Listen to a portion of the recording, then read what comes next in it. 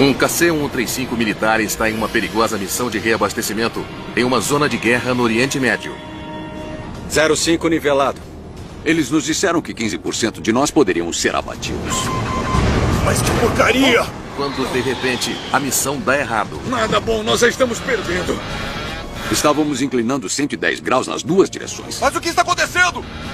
Está além da capacidade do avião fazer isso. Vá pegar os paraquedas e os capacetes. Entendido. Imediatamente ficou claro que não conseguiríamos completar nossa missão. A questão é, por quê? Mayday, Mayday, Mayday. Aqui é o Whale 05. Os investigadores precisam determinar rapidamente se foi uma falha mecânica. Então esse cabo de controle se partiu. Ou fogo inimigo. Isso foi intencional? É muito importante para toda a operação realmente descobrir o que houve.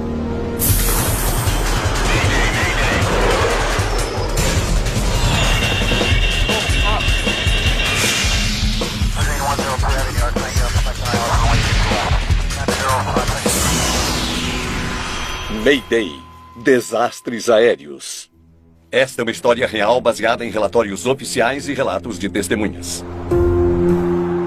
Rumo ao desastre. É fim de tarde no aeroporto Rei Abdulaziz, em Jeddah, na Arábia Saudita. Dezenas de aeronaves KC-135 da Força Aérea Americana se preparam para missões noturnas durante a Guerra do Golfo. Hoje, mais de 90 grandes aviões-tanque estão se preparando para reabastecer as missões de combate sobre o Iraque e o Kuwait. A 90 nós, o controle é seu. Entendido. O Major Kevin Sweeney e a tripulação do voo Whale 05 da Força Aérea Americana revisam os detalhes finais de sua missão. Interruptores. Ele é o comandante. Iniciar voo. Sweeney tem mais de 20 anos de experiência de voo na Força Aérea. Seu trabalho é conhecer a missão e seu avião. O comandante da aeronave é como o capitão. Se você tiver que tomar decisões difíceis, é sua responsabilidade. Embora seja muito importante ouvir a opinião do restante dos membros da equipe. Definir impulso de decolagem em 1.82 EPR.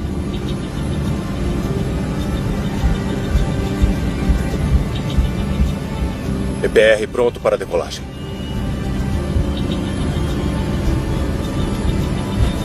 Noventa nós. Eu estou no controle. Jace Landers é o copiloto de confiança de Sweeney. O controle é seu. O comandante é sempre o responsável pelo avião. Isso é inegociável. Mas nós trocávamos tarefas específicas entre nós. Às 17h25, o Whale 05 decola de Jeddah.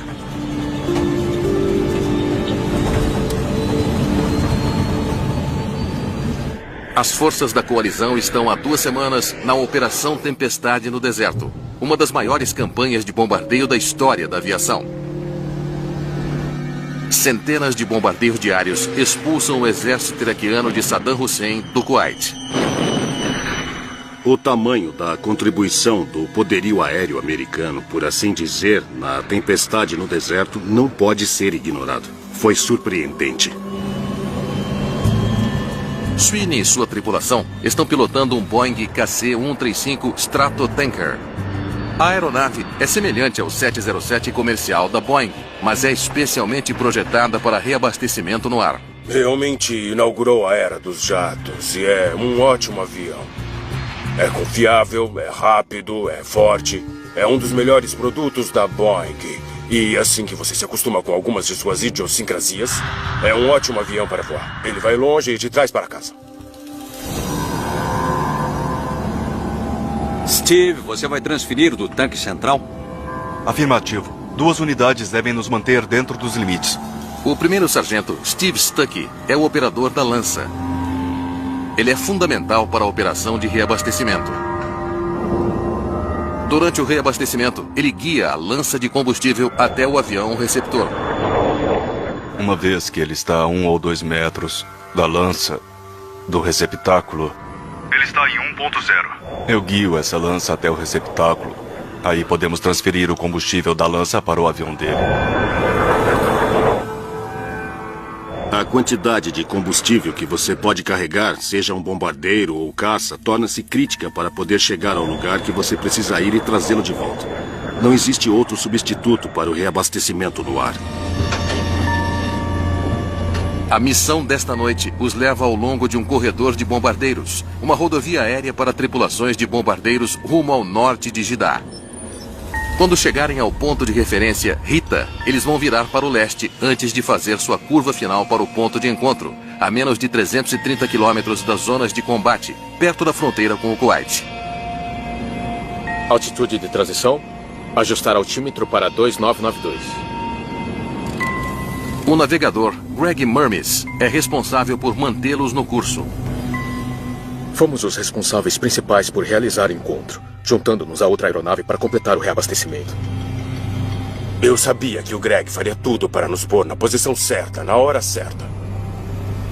Hoje, eles vão reabastecer um avião AWACS, uma unidade de controle e vigilância por radar, e um grande alvo para o fogo inimigo. Acho que nenhum de nós tinha ideia do que realmente esperar.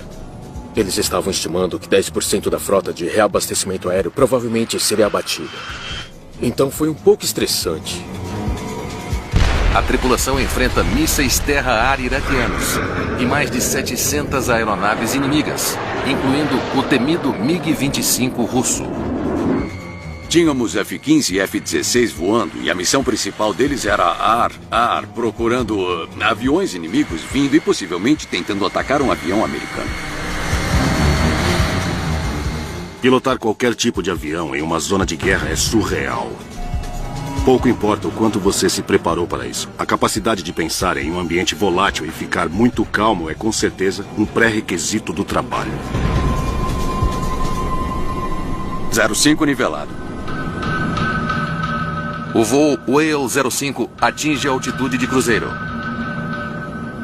À medida que se aproximam do território inimigo, os pilotos diminuem o contato de rádio para evitar detecção. O único outro avião à vista é outro KC-135 americano, voando adiante no mesmo corredor de voo.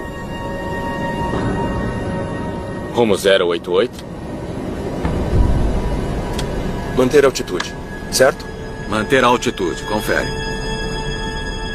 A tripulação manterá esse curso por 45 minutos até o encontro com o avião AWACS. Essa era a nossa hora de talvez relaxar um pouco. Não tinha nada acontecendo exceto o voo de cruzeiro naquela hora. Então eu aproveitei aquela oportunidade para fazer o meu jantar. Stuck revê o briefing da missão, que envolve a transferência de 57 mil quilos de combustível. Há momentos em que o ar do deserto é muito estável e é como se você estivesse voando sobre um vidro. Mas, enquanto estava trabalhando na papelada, eu senti um solavanco. Selanders sente um movimento anormal no manche. O piloto automático estava ligado, mas eu vi o manche desviar cerca de 30, 35 para a esquerda e estava tremendo, só um pouquinho. O que é muito estranho. E bem na hora em que pus minhas mãos no manche, pensando que ia desligar o piloto automático, ele voltou ao meio. Bom, é alguma anomalia. Momentos depois, Mas que porcaria! as coisas dão muito errado.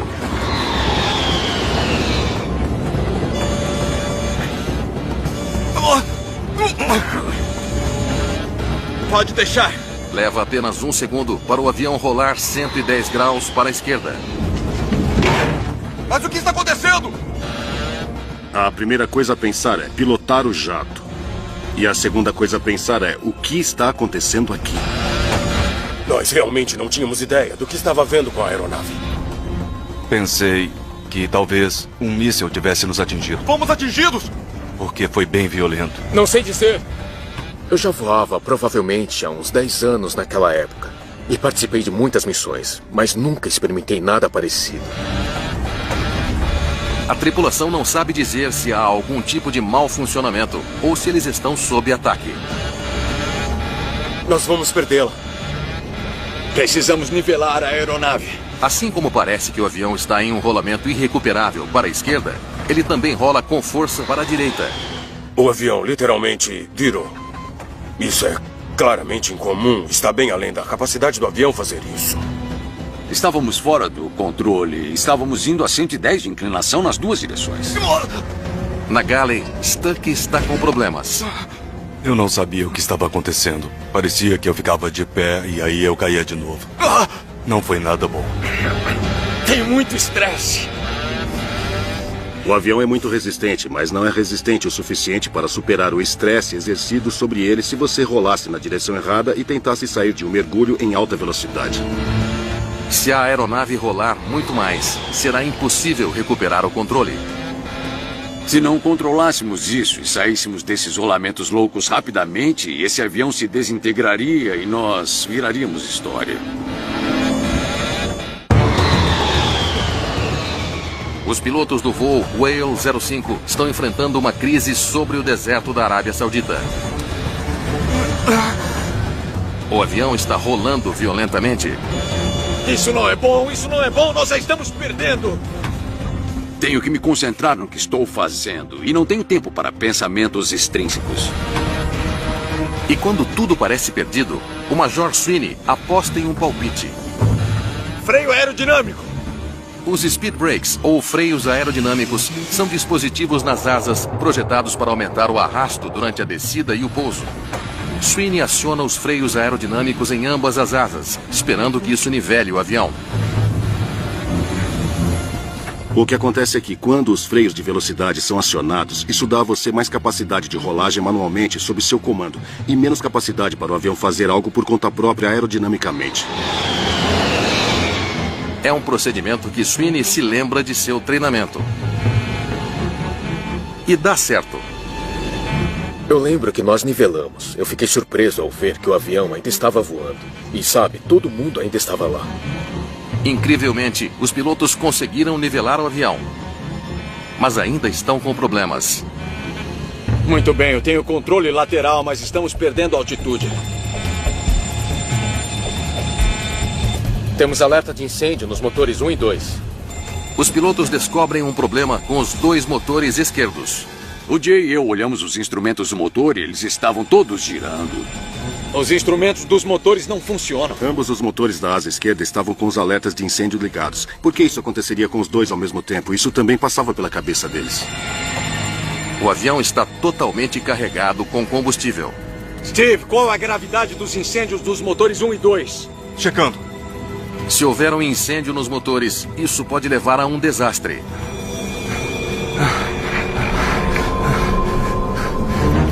Ai, meu Deus. A única coisa que eu pude ver foi chapa de metal rasgada na asa onde os motores estavam e o combustível vazando pela parte superior da asa. Eles não estão pegando fogo.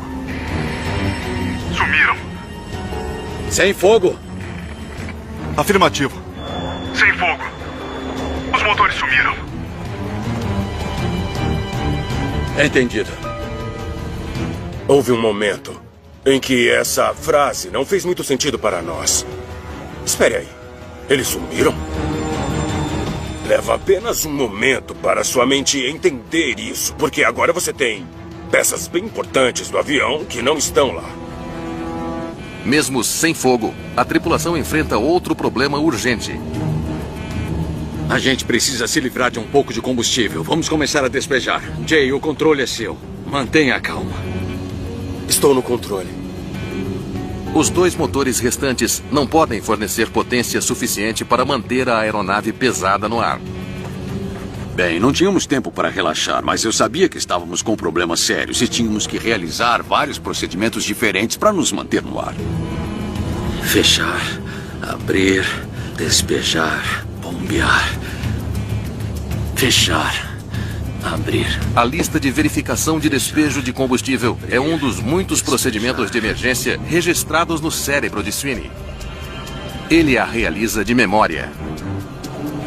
Sweeney começa a despejar combustível. Tínhamos que ficar mais leves para que o avião começasse a voar. O Jay e eu começamos a sentir que a 4.900 metros ele podia começar a voar de novo. Ok, o controle é meu. Mantendo estável em 4.900 metros. Ao despejar 50 toneladas de combustível, Sweeney conseguiu interromper a descida da aeronave. Bom, interrompendo o despejo de combustível. Embora o avião esteja mantendo sua altitude, não há garantia de que ele fará um pouso seguro. Vá pegar os paraquedas e os capacetes. Se mais alguma coisa der errado, vamos ter que saltar. Entendido. Saltar sobre o deserto à noite é uma opção aterrorizante. Mas eles podem não ter escolha. Nenhuma tripulação aérea quer saltar, mas eu tenho que trazer minha tripulação de volta em segurança. O meu trabalho é trazer minha tripulação de volta. A metodologia final é fazer com que todos saltem, mas você pode perder 1 ou 2 membros da tripulação só nesse processo. Então essa é uma decisão difícil de ser tomada. Greg, chame o AX pelo rádio. Informe o Mayday. Entendido. Em busca de ajuda, a tripulação contata a aeronave que deveriam encontrar para avisá-los da situação. Rapidamente ficou claro que não conseguiríamos completar nossa missão. Mayday, Mayday, Mayday. Aqui é o Whale 05. Nós tivemos um problema e perdemos os 2 motores da aeronave. Repetindo, Mayday, Mayday, Mayday. Não há resposta. Não adianta, acho que perdemos também o rádio de alta frequência. Deveria ter funcionado, mas não. Não conseguimos contatar ninguém. Sozinha e sem contato de rádio, a tripulação terá que encontrar seu caminho de volta a Jeddah. Nós gostamos de nossos rádios, especialmente quando dá algo errado. Mas se eles vão fornecer necessariamente um gancho para puxar você do céu e salvá-lo, você tem que fazer isso por si mesmo, incluindo voltar para o campo de aviação. Greg, seus instrumentos de navegação estão funcionando? Sim, o SNI está funcionando. O radar ainda está ativo. Me dê um rumo de volta para Jeddah. 240. 55 minutos. É muito tempo para voar. Entendido. Jay, leve-nos para 240. A tripulação conta com as habilidades do navegador para encontrar uma rota segura de volta. Levaria menos de 1 hora para voltar a Jeddah.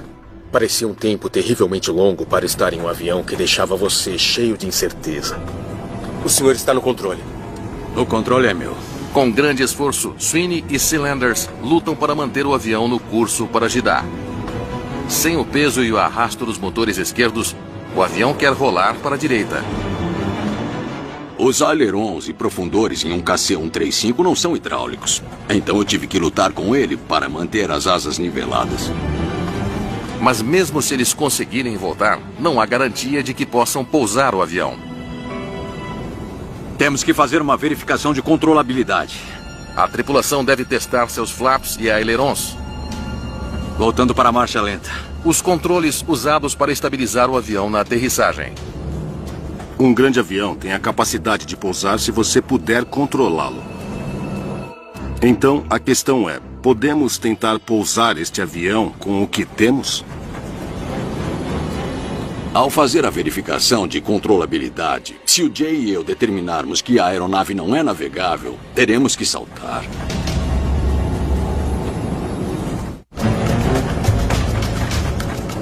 Jay, eu quero que você os desça lentamente.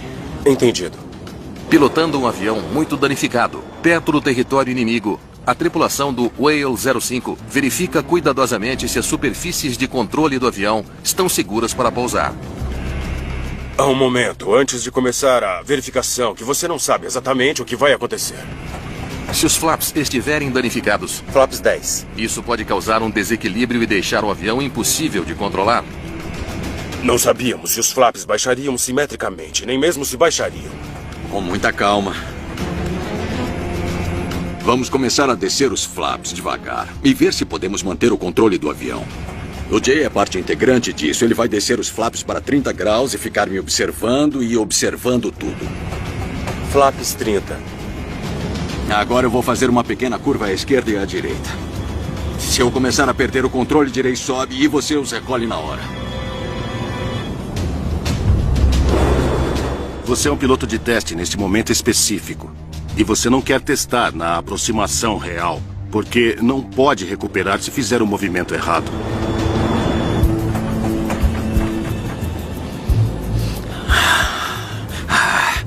Eu posso pousar este avião. Ok, traga os flaps de volta a zero. Nós vamos para casa. Foi fantástico, porque naquele ponto pensamos que poderíamos mesmo pousar o avião. Os pilotos agora sabem que podem reduzir a velocidade do avião o suficiente para colocá-lo no chão. Mas eles precisam levá-lo para uma pista primeiro. 240 quilômetros até Jeddah. Podemos estar dentro do alcance. Jeddah Whale 05. Entendido, Victor? Eles tentam entrar em contato com o controlador para obter ajuda. Whale 05 Jeddah. Está alto e claro, prossiga. Ah, sim, senhor. Aqui é Whale 05 chegando a Jeddah. Declarando uma emergência. Estamos sem os motores. Whale 05, pessoas a bordo e combustível restante. Temos 4 pessoas a bordo. E no momento, 25 5.000 quilos de combustível. Entendido. Estamos preparando o aeroporto para sua chegada agora. 05. Obrigado, senhor. Com o aeroporto em espera, a tripulação inicia os preparativos para o pouso. Vamos lá, pouso com 2 motores inoperantes. Uma das coisas que eu sempre gostei na Força Aérea é que o manual de operações abrangia literalmente tudo. Todo o procedimento imaginável numa emergência e incluindo, neste caso, a perda de 2 motores do avião. Uma etapa será um grande desafio. Reservar tempo para a extensão manual do trem de pouso. Quando você perde 2 motores assim, isso afeta muito o sistema hidráulico também. Perdemos o sistema hidráulico esquerdo, então o trem deveria ser baixado manualmente. Sem energia hidráulica para baixar o trem de pouso, Stuck terá que fazer isso manualmente. É uma tarefa complicada. É uma situação de emergência real. E você deve executar cada etapa da lista de verificação direita. Certo, precisamos baixar a descida final. Você consegue? Sim, senhor, eu consigo baixar. É um procedimento que ele só fez no treinamento. Estou contando com ele para fazer um trabalho estelar e baixar o trem de pouso. Essa é uma missão difícil. Mais uma coisa. Sweeney percebe uma coisa importante. Temos que desativar antiderrapante ou perdemos a pressão do freio. Steve deve estar no barramento TR2 atrás de você. Só resta pressão hidráulica suficiente para acionar os freios uma vez. Sweeney decide desativar o sistema de freio antiderrapante. O sistema antiderrapante, que é semelhante ao sistema de freio automático dos carros de hoje em dia, não permite travar os freios. Ele solta e freia. E é assim que funciona o sistema antiderrapagem. Desativar antiderrapante. Confirma? Entendido. Desativar o sistema vai garantir que a pressão hidráulica restante Desativado. seja usada para manter os freios acionados. Se eu puxar o disjuntor e acionar os freios de uma vez e manter, eu terei força de frenagem total. Sem um antiderrapante, você vai estourar alguns pneus, mas isso não vai tirá-lo da pista e será uma metodologia segura para trazer este avião de volta ao solo. 92 quilômetros. A tripulação está pronta para começar a aproximação final. Steve, fica em posição. Entendido.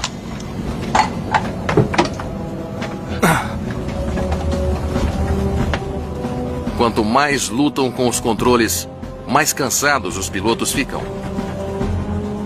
Jay, é a sua vez. Ficarei na comunicação. Tudo bem, o controle é meu. O controle é seu.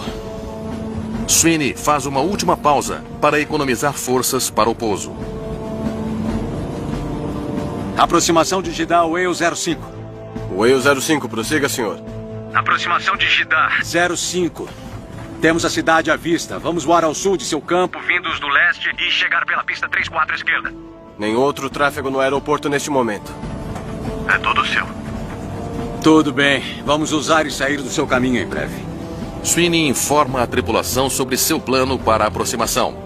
Ok, vamos começar alto e rápido. 210 nós.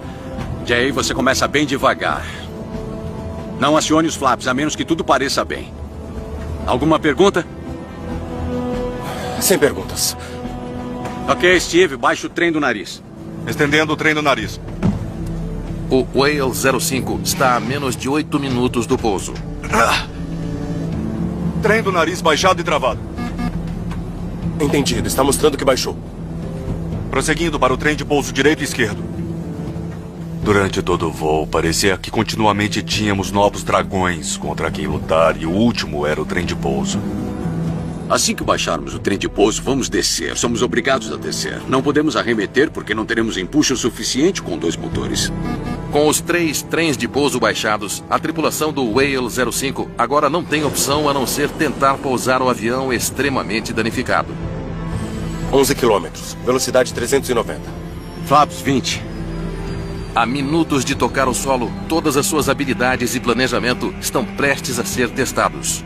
E era muito importante que cada um de nós soubesse claramente o que fazer. Nós só teríamos uma chance. Mínimos. Pista à vista. Sem 2 motores, o voo Whale 05 está prestes a tentar pousar no aeroporto Rei Abdul Aziz. Pista à vista. Provavelmente foi uma das melhores aproximações dele. Ele estava no eixo da pista, estava exatamente na rampa de planeio. 30 metros. Voltando para a marcha lenta. Flap 50. Flap 50. Parece muito bom. 15. 14. 13. 12.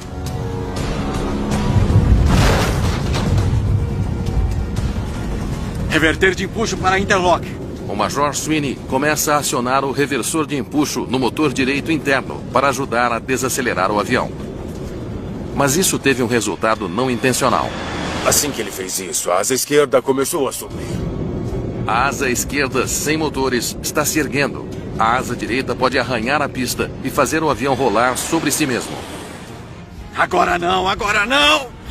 E pensei, não vou perdê-la agora, e bati na pista.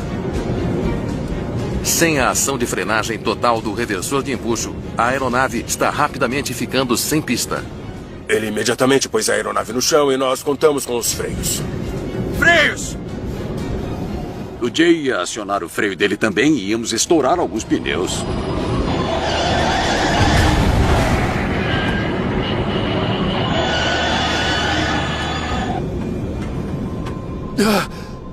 A tripulação do Whale 05 está em segurança no solo. Conseguimos. Acho que estouramos uns 4 pneus antes de tudo acabar por falta do antiderrapante, mas foi extraordinário diante das circunstâncias. Enfim, podíamos dizer, oh meu Deus, nós conseguimos voltar e sobreviver a isso. Quem teria imaginado? Houve um momento em que paramos de nos mover e sentimos que tínhamos conseguido. E acho que aproveitamos isso, talvez por um segundo. E então saímos do avião.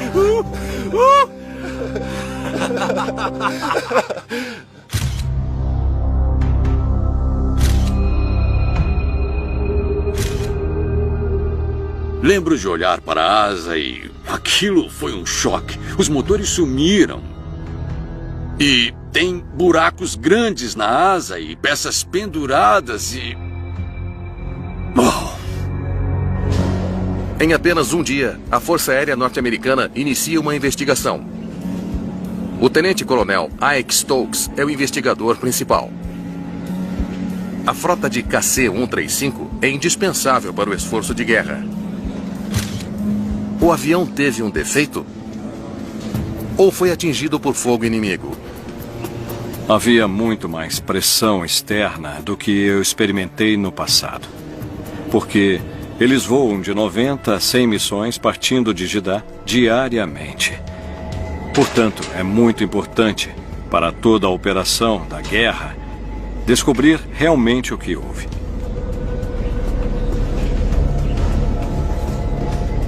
É difícil de acreditar que os 2 motores sumiram.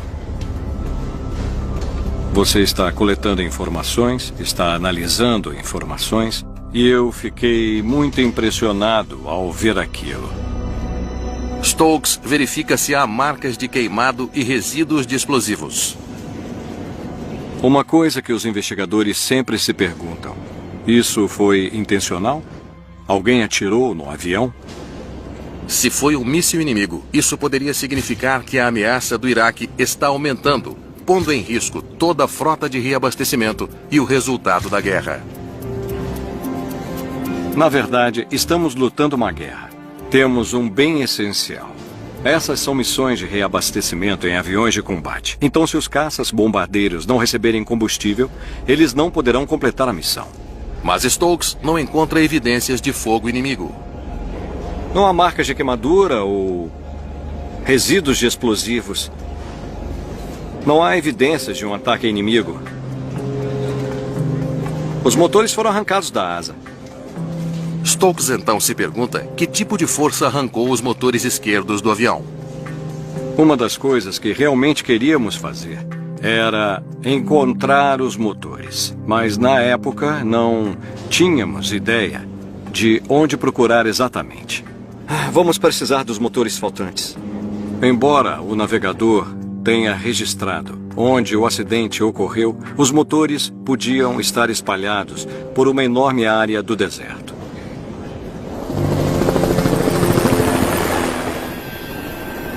Felizmente, um grupo de beduínos encontrou os motores e relatou a descoberta.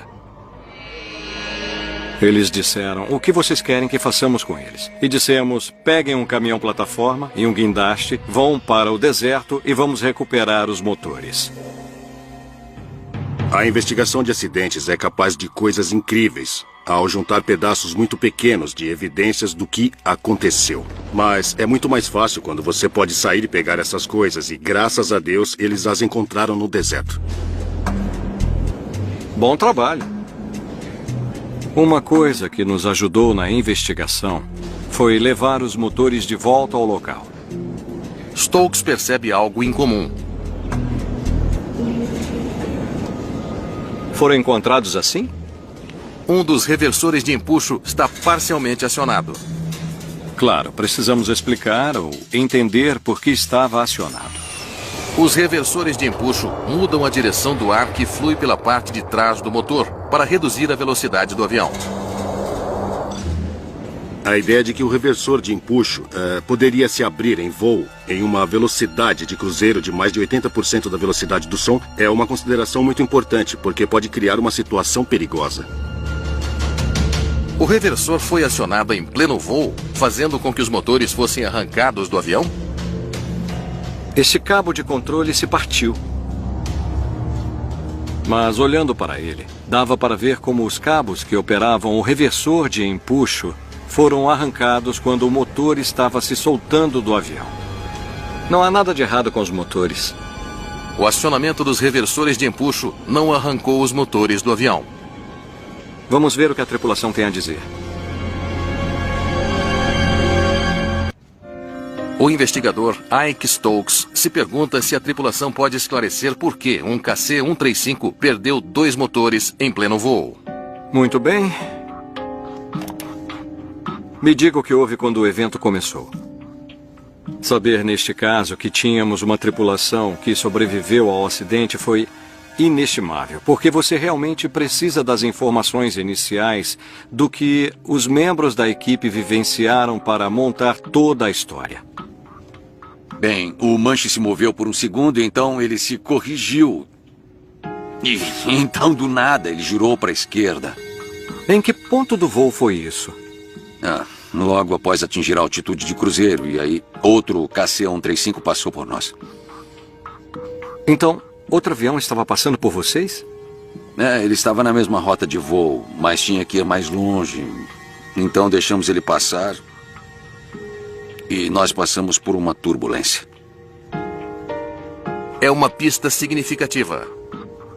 A que distância estava a outra aeronave quando passou pela sua? Eu diria 400, 800 metros à nossa esquerda. Aeronaves pesadas deixam uma poderosa esteira de turbulência para trás quando voam. Stokes se pergunta se o avião de Sweeney estava perto o bastante para ser apanhado na esteira do outro KC-135. Estamos falando de um vento circular muito forte que sai da asa desse avião e pode afetar o voo de outro avião, independentemente do seu tamanho, se atingir no lugar certo. E a que distância estava o outro avião quando a turbulência começou? Eles estavam pelo menos 3,5 km à frente. Se foi realmente uma esteira de turbulência, os investigadores se perguntam por que só os motores esquerdos foram afetados. Obrigado, Major. Obrigado, senhor. Ok. Um exame dos motores direitos pode ajudar a revelar o que houve. Parafusos dos motores direitos? Cada motor do KC-135 é preso à asa com 3 parafusos grandes. Estes 4 estão completamente cortados. Stokes descobre que 2 parafusos em cada motor direito estavam cortados ao meio. Como esses motores permaneceram presos? Eles estavam a um parafuso de perder os motores da asa direita, o que os transformaria em nada mais do que um planador de alta velocidade.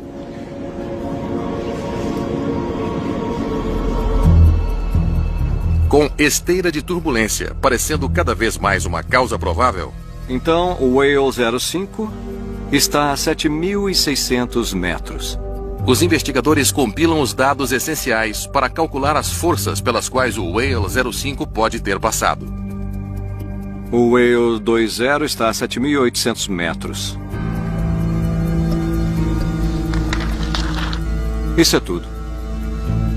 Mas eles precisam da ajuda do fabricante do avião para analisar os dados. Vamos falar com a Boeing. Entender como os 2 aviões afetaram a separação nos deu os dados necessários para conversar com os engenheiros da Boeing.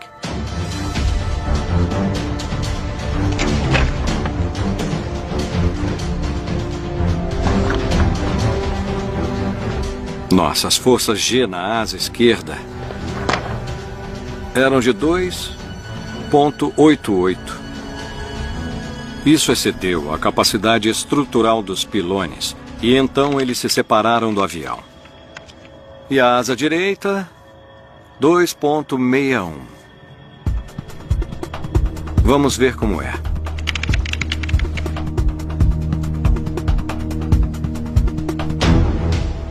A força G lateral extrema no lado esquerdo do avião foi suficiente para arrancar os motores esquerdos, mas não suficientemente forte para arrancá-los do lado direito.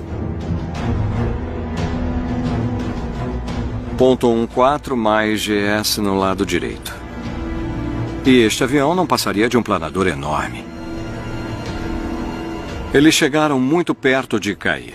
A carga da força G não foi suficiente para lançá-los para fora do avião. Se tivéssemos mais um rolamento, teríamos nos transformado num planador peso pesado em alta velocidade. Mas nós conseguimos. Isso deixa os investigadores com uma pergunta que não quer calar. Esses pilotos treinam para trocas como essa.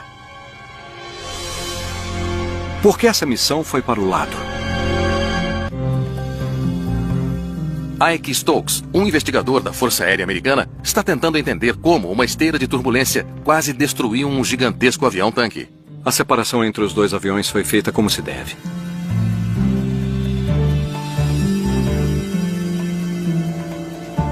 É isso. O vento estava a 85 nós vindo do oeste. O vento soprava o suficiente naquela altitude para empurrar os vórtices da ponta das asas do avião anterior para a trajetória de voo da aeronave avariada. Aconteceu tudo ao mesmo tempo. E ainda teve a direção do vento. A tempestade perfeita. Mas Stokes ainda não sabe como essa tempestade perfeita teve a chance de se formar. Quando você tem decolagens de 90 a 100 aviões diariamente, as chegadas e partidas da base são bem críticas. E neste caso particular, a aeronave avariada foi estacionada de tal forma que ela deveria ir primeiro e ser seguida pela segunda aeronave, aquela que tinha que ir mais longe. A solução que eles encontraram foi uma solução perfeitamente responsável. Foi, vamos decolar individualmente e então você vai me passar o controle.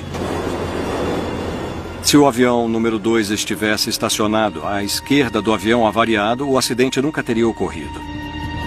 Os investigadores finalmente entendem o que houve com o Whale 05. 05 nivelado. Em uma missão de guerra sobre o deserto da Arábia Saudita, 2 KC-135 trocam de posição em pleno voo. Manter a altitude, certo? Manter a altitude, confere. A esteira de turbulência gerada pela passagem do avião é lançada no caminho do Whale 05. Ela cria uma força tremenda que vira o avião com tanta violência que a força G arranca os 2 motores da asa esquerda. Já ouvi muitas vezes um voo ser descrito como horas e horas de puro tédio, seguido por momentos de terror absoluto. Nesse caso, a tripulação experimentou aquele terror absoluto.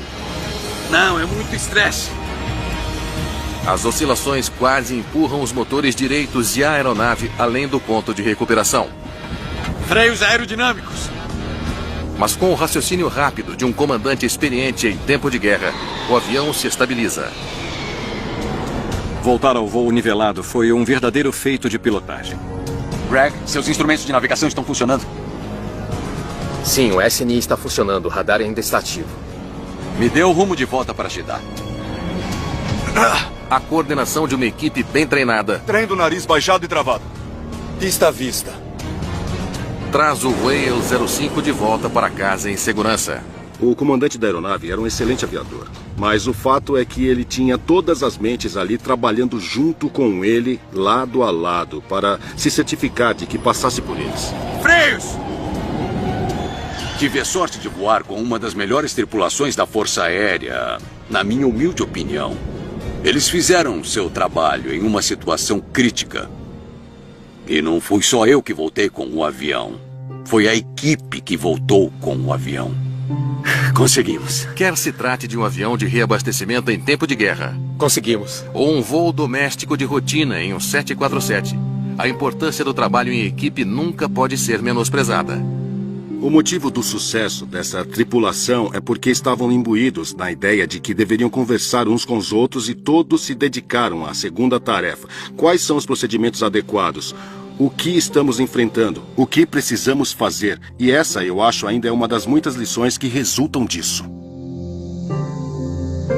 O Kevin e eu repassamos isso inúmeras vezes durante os churrascos e tentamos descobrir se havia alguma coisa que poderíamos ter feito melhor. Houve etapas que pulamos e estamos bem contentes que, como tripulação, tomamos as atitudes certas no momento certo e provavelmente não mudaríamos nada. A maneira como a tripulação lidou com a crise rendeu a cada um a distinta cruz de voo por heroísmo ou realização extraordinária em participação de voos aéreos. É quase como um coração púrpura. Você não quer porque está em uma situação em que não quer estar. Mas somos muito gratos e estamos felizes com isso. A Força Aérea treina você para saber que todo dia não será um dia perfeito. Haverá um dia em que você vai se deparar com dificuldades. E quando esse dia chegar, se você fez o seu dever de casa, você será bom o suficiente para sobreviver. E acho que a Força Aérea faz um excelente trabalho nesse aspecto. Surpreendentemente, o mesmo KC-135 continuou a voar por mais 13 anos. Eu lembro de ter visto o avião parado lá sozinho e pensei, isso não vai mais voar de novo. Mas a Boeing veio, passou um laser nele e disse que ainda estava reto, não tinha sido envergado. Ele foi consertado, voltou de Jeddah e voou uma série de missões e resistiu por um bom tempo.